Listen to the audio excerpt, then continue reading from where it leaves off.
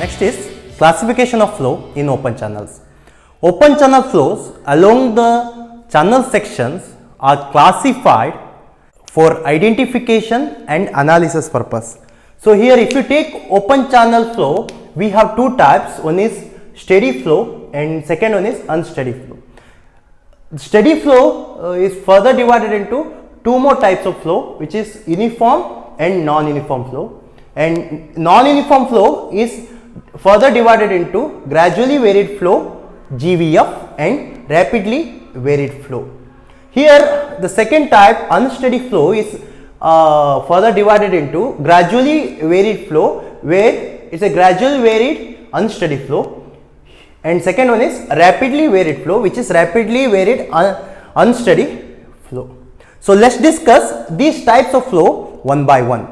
So first type of flow is steady flow.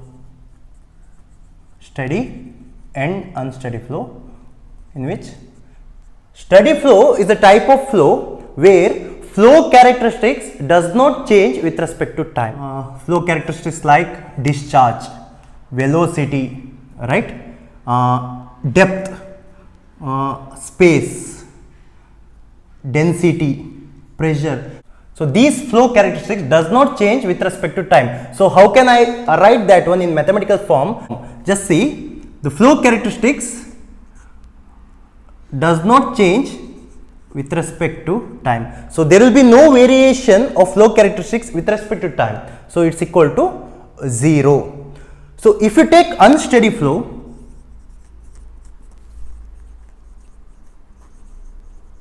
these flow characteristics of course change with respect to time. So dc with respect to dt is not equal to 0. It is more than or less than 0. But here the variation itself is equal to 0. That means there will be no variation. Of course, here we can see the variation of flow characteristics with respect to time. So I'll give you an example. You take d as depth of flow. If it is our flow on this bed, then this is our d. From this point to this point, time is t, or 0 to t. With respect to time, if d is constant, that means there will be no variation of depth with respect to time, right? If the depth changes to d2, d1, then of course there will be variation of depth with respect to time, which is not equal to 0. It is from d to d1. So I'll give you one more plot. So if you take velocity in y-axis and time in x-axis, so the flow shows the characteristics like this. So from this point, so I will take, it is 0, t1, t2. From 0 to t1, it is varying. So it is unsteady flow. So from t1 to t2, it is constant. Velocity does not vary with respect to time. So it is steady flow. So this is the example for unsteady and steady flow. Now we know what is steady and unsteady flow. So in steady flow only we have two types. I will consider it as second type in this general classification, which is uniform and non-uniform flow. So I'll take the first part, which is uniform flow. So uniform flow is the type of flow where velocity of the flow does not change with respect to space. So I will write it in mathematical forms. See, variation of velocity with respect to space. I'll consider S as space. Variation of velocity with respect to space is equal to 0. That means with respect to length, there will be no variation of velocity. So dou v by dou S is equal to 0. So I will give you an example.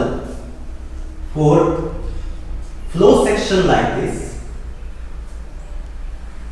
if depth of flow is constant,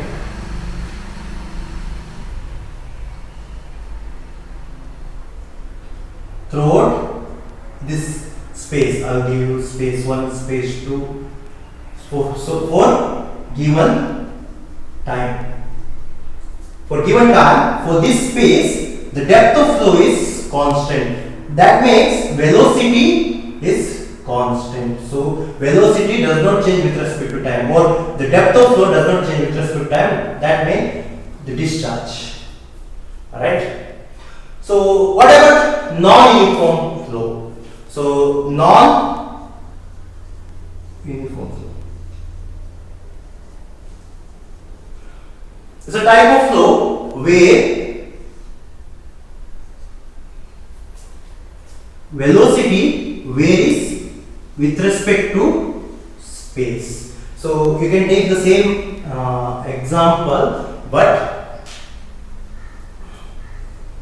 we have y1, y2 and y3, where y1 is more than y2, which is more than y3. So velocity is varying. So variation of velocity with respect to zero is not equal to 0. So this type of flow is non-uniform flow. So if it is our uniform flow, then what will be the condition of this uniform flow? So here, by this example only, you can see here the bend slope is equal to energy slope. The bend slope, this I is equal to this IE. The bend slope is equal to the energy slope. Alright? And HGL is parallel to bed, and total energy line is parallel to bed. So you can write these conditions, right? And of course there will be no variation of velocity. The driving force must be equal to force of resistance. So if this condition satisfies, then that flow is uniform flow where velocity is constant throughout the space. So third type is, I'm considering it as general type, gradually varied flow and rapidly varied flow. So these two are non-uniform flows, so that's why it's called varied flow. Of course it is non-uniform and unsteady flow also. So we have gradually varied flow and rapidly varied flow in non-uniform flow type, and we have gradually varied unsteady flow and rapidly varied unsteady flow. So now what is gradually varied flow? So first one is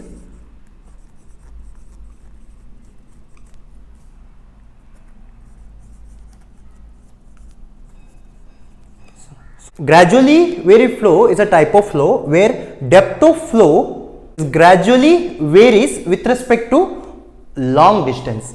Take upstream side of a weir where you can see the depth of flow,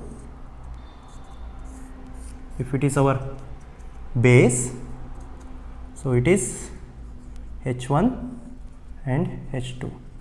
For longer distance, the depth is varying from H1 to H2. So this is the best example for gradually varied flow. So what is rapidly varied flow? Rapidly varied flow. So rapidly varied flow is what comes next when this water passes through this weir. So you can see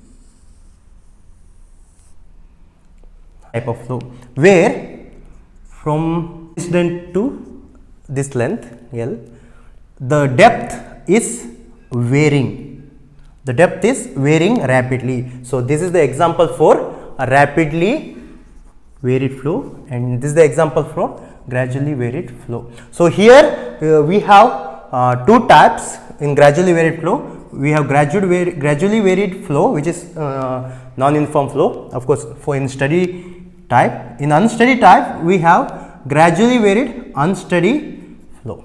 So in rapidly varied flow, we have rapidly varied flow in non-uniform flow, and in unsteady type of flow, we have rapidly varied unsteady flow. We are going to discuss this one in later sections. Along with these two flow, we have one more type of flow. In these two type of flow, one thing is common, that is volume of water which is flowing, which is considered as constant. That means there will be no extra volume of water is added or water is removed. What happens if extra volume is added? Then we have one more type, which is spatially varied flow. This is the type of flow where in the flow, if extra volume is added or volume is reduced or removed, then we can say it may be gradually varied flow or rapidly varied flow. That is considered as spatially varied flow. We have steady and unsteady. Spatially varied flow, it may be steady flow or unsteady flow. So you can take this example, like if you have flow of water and if you make some opening for removing of flow, removing of all volume, then this is called spatially varied flow. So fourth type is, we already studied this one, laminar and turbulent.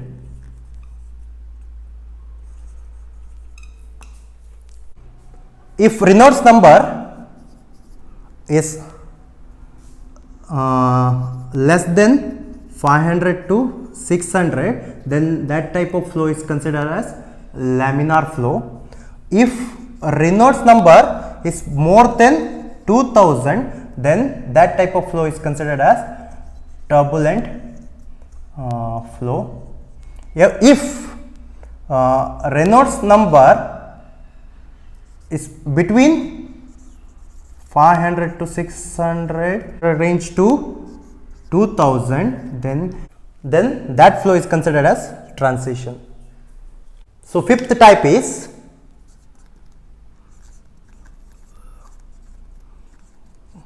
subcritical, critical and supercritical flow.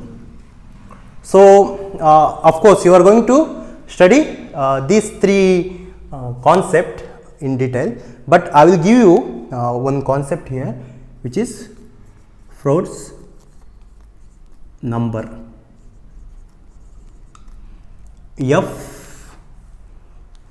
Fe, Froude's number, Fe.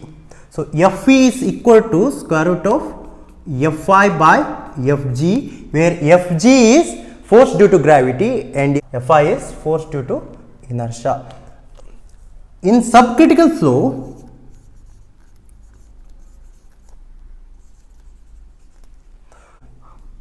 Fe is less than 1. In critical flow,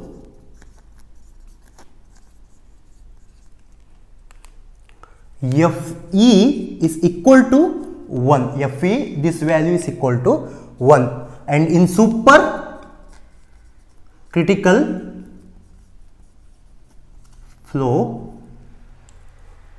Fe is more than 1. Of course, we are going to discuss this one in the last concept of this module in detail.